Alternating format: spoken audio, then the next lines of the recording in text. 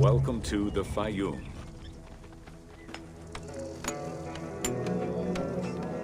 The Faiyum Oasis is an enormous basin in the western desert that formed from the Nile's overflow. As such, it is not considered a true oasis, though it gives its name to the region, which covers Lake Moeris.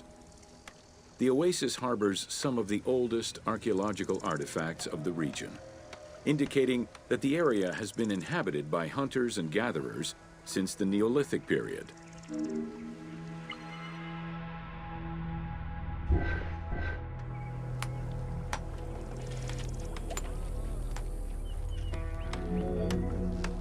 The Faiyum Oasis drains into Lake Moeris, which was a large freshwater lake, but at some time became a saltwater lake.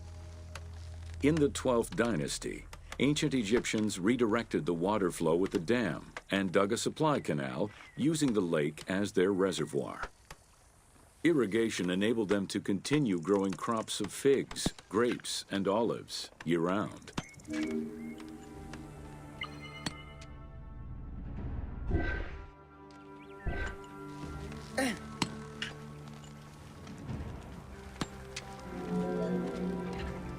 Reed boats, feluccas, triremes, and kerkeros were the most commonly found craft within the landlocked waters of Egypt.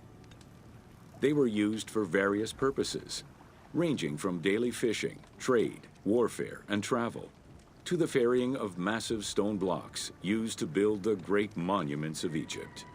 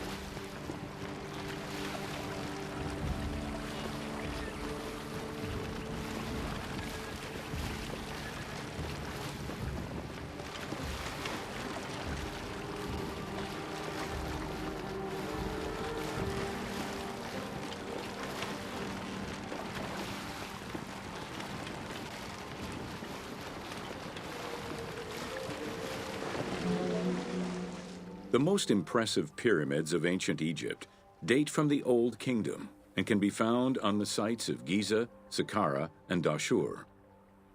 However, one particularly famous pyramid of the time is located elsewhere. During the Middle Kingdom, some pharaohs chose the Faiyum as their final resting place. One such ruler was Amenemhat III. His pyramid left a mark on the imagination of antique chroniclers. They refer to it as the Labyrinth, mostly due to the vast mortuary temple complex at the foot of the pyramid. Herodotus mentioned that he had visited 12 courts and over 3,000 of its chambers. But he was also well known for being prone to hyperbole.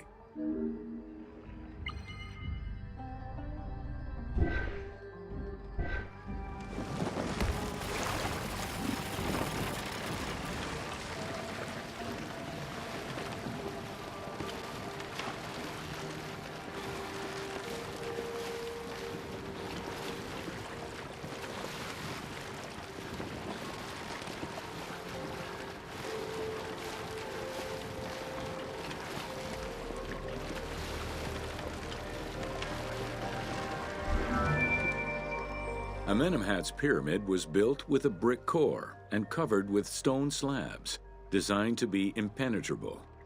The burial chamber, made out of a single block of sandstone, is unique in its design.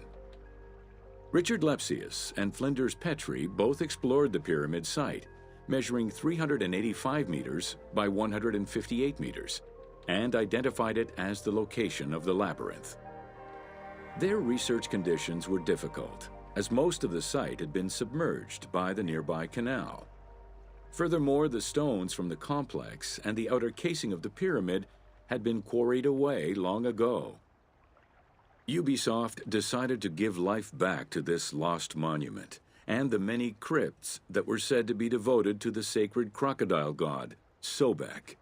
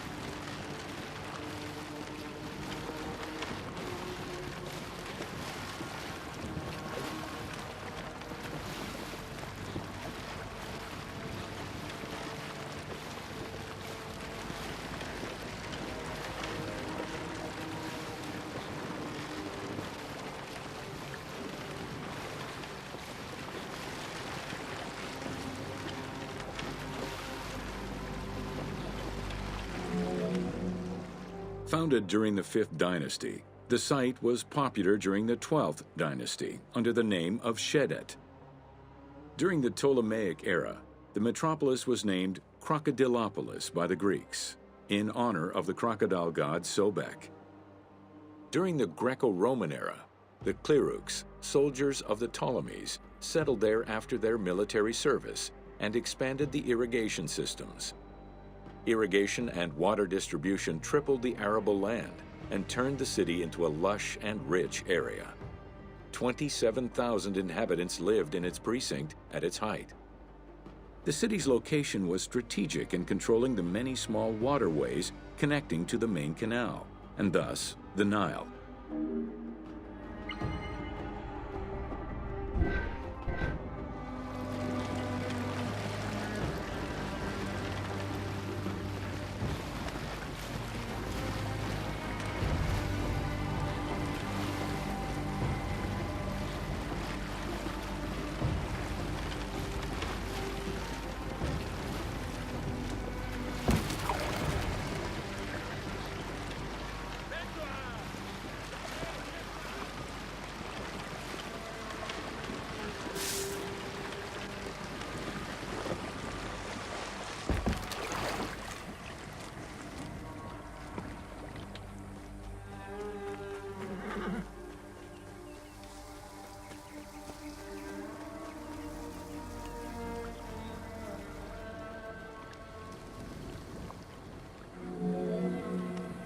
The region's main cult was that of Sobek of Shedet, a divinity associated with water and fertility, both very important to an area that depended on irrigation.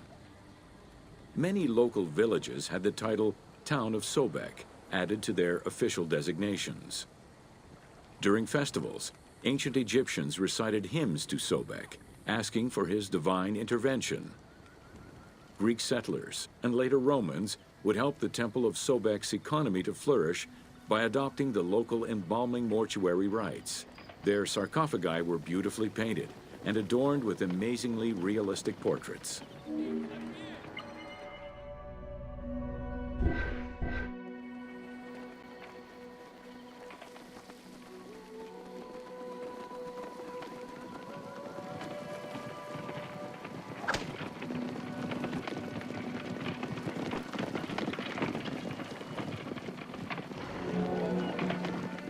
Very similar to the cult of the Apis bull in Memphis, a living crocodile was worshipped within the precinct of Crocodilopolis' main temple.